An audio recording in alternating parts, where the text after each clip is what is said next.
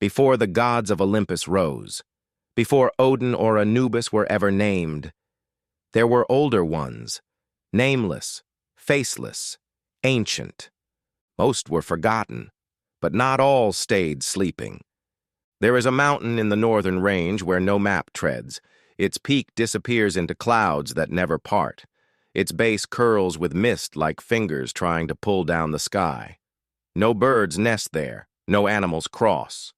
And yet, people live nearby. In a village nestled in its shadow, generations have whispered about what lies above. They do not tell outsiders. They do not write it down. But all know it. Every year, one child is chosen, not drawn by lot, not selected by vote, chosen. They simply change, quiet, distant, drawn to the peak. No one stops them, none dare. They walk the stone path alone, up toward the monastery, and are never seen again. They call it the offering. Arin remembered the year his sister, Elia, was chosen. She had been only 12, small, bright-eyed, always singing. The songs stopped 3 days before she left. She didn't cry, didn't scream. She kissed their mother on the cheek and whispered something Arin never heard. Then she walked toward the fog-covered trail. She looked back once, smiled. That smile haunted Arin every night for 10 years. He left the village at 17, unable to bear the silence that replaced her.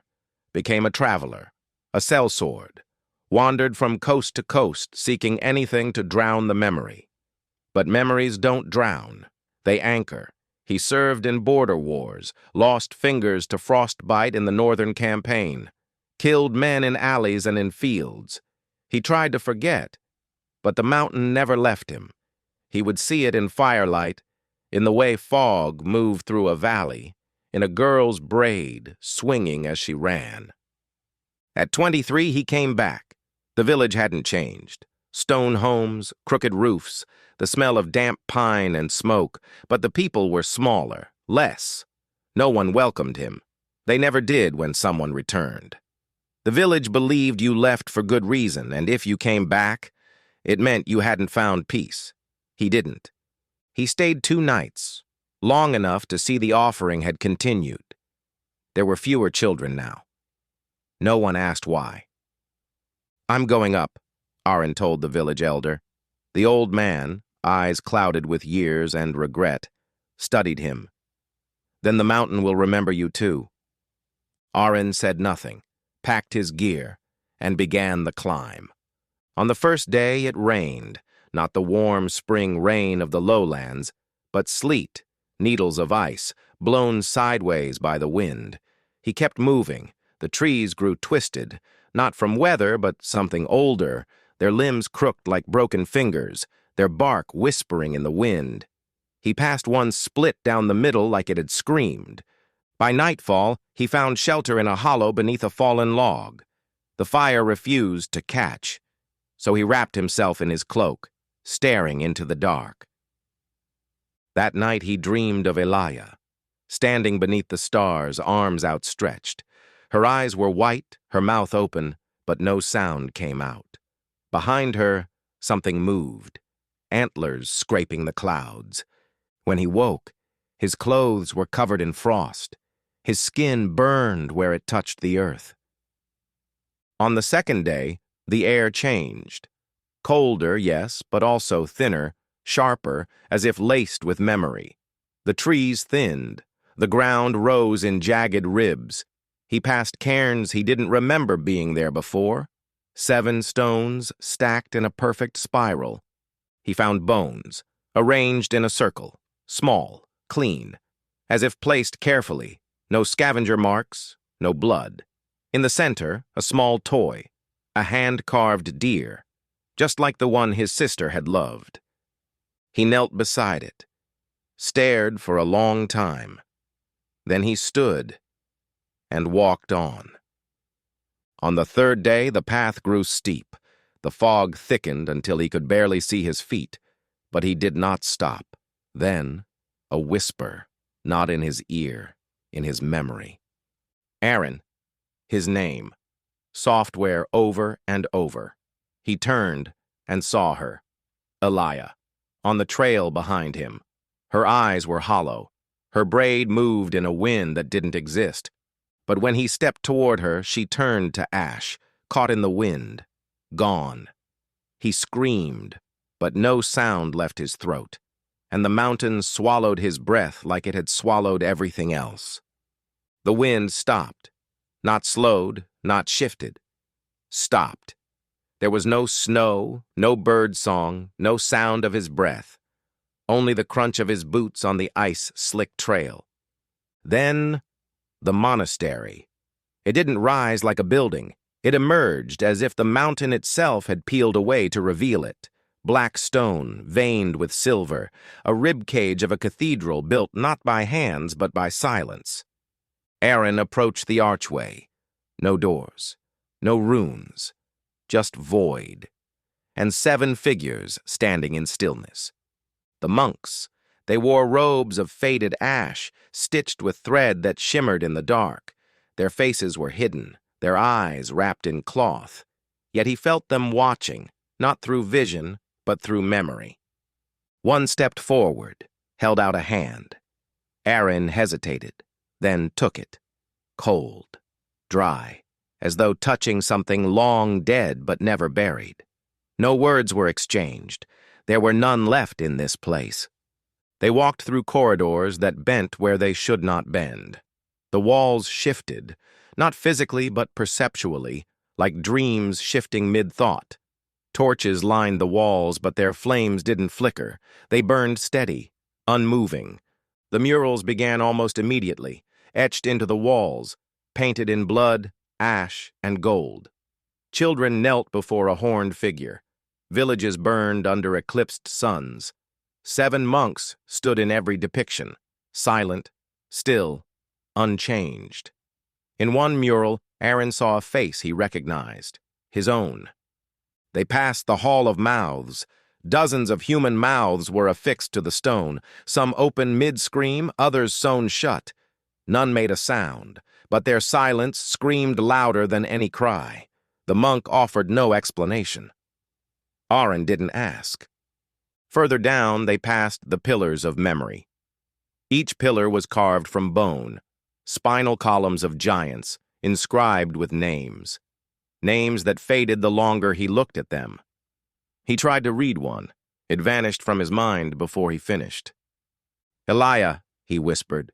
The name echoed, then evaporated, as if the mountain itself was trying to steal it.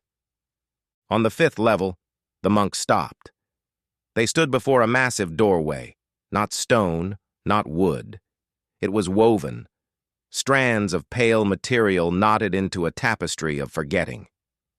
The monk turned, no face, no expression. Arin stepped forward. He placed his hand on the weave. It pulsed, not in welcome, in recognition. The door unraveled. The chamber beyond was vast, cathedral-shaped but hollow, like the skeleton of a forgotten god. In its center was an altar, bone, crystal, glass, and on it, Elia. She lay as she had in his dream, eyes open, mouth half-parted, hands folded on her chest.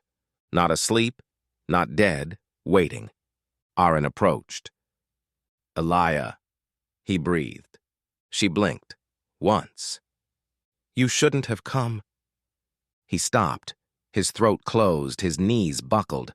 A pressure filled the room. Not weight, memory. Everything he had ever tried to forget surged forward. The scent of their mother's hair, the sound of Elia's laugh, the feel of steel slicing through a man's ribs, the hollow ache of nights spent drunk and alone. The god was near, not visible, but present. A shifting void behind the veil of existence. A storm of forgetting, circling silently above the altar. Elia sat up.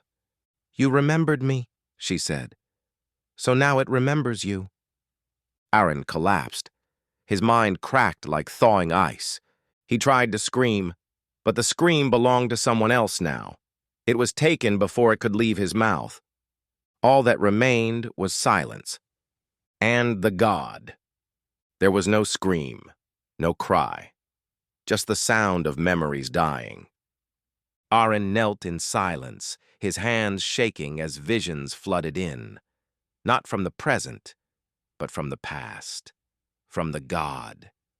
He saw fires devour temples whose names he had never known. He saw cities, entire civilizations, not fall, but vanish, erased.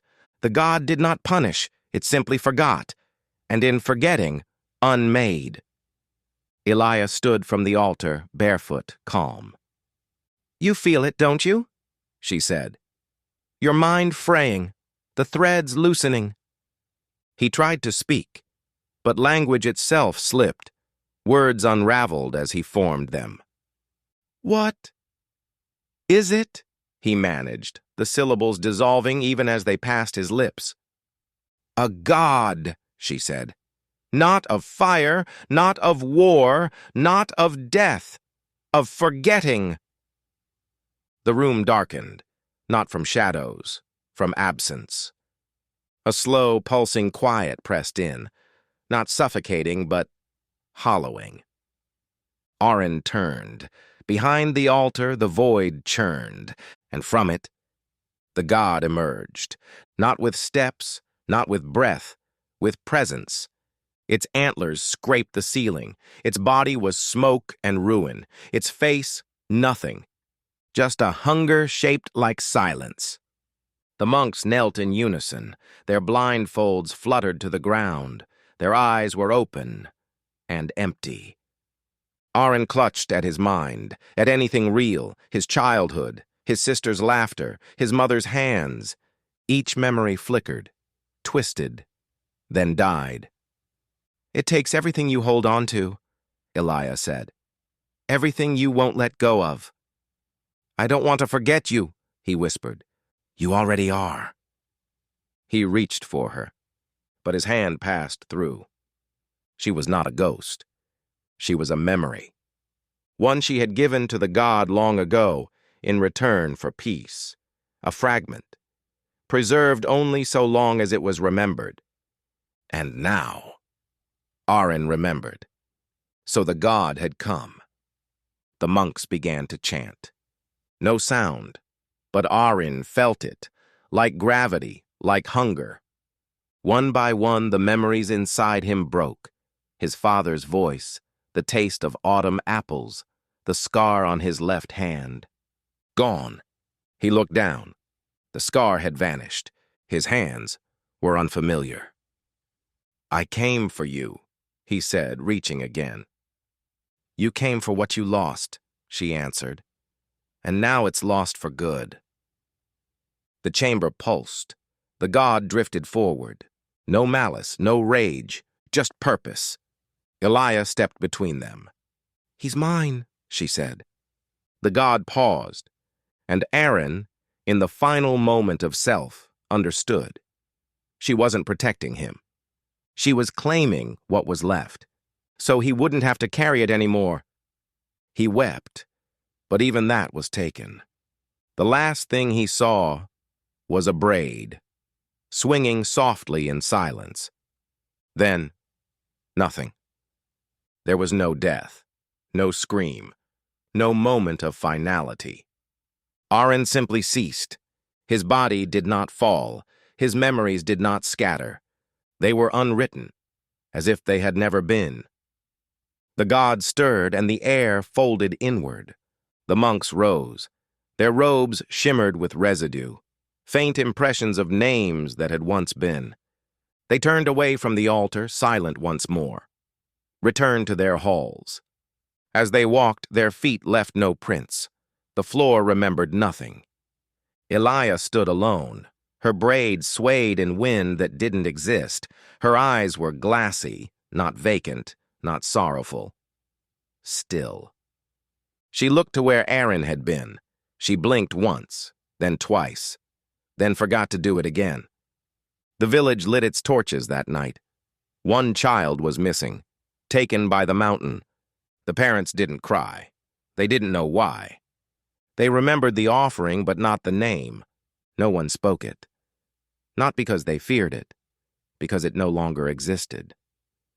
A storm passed over the peak.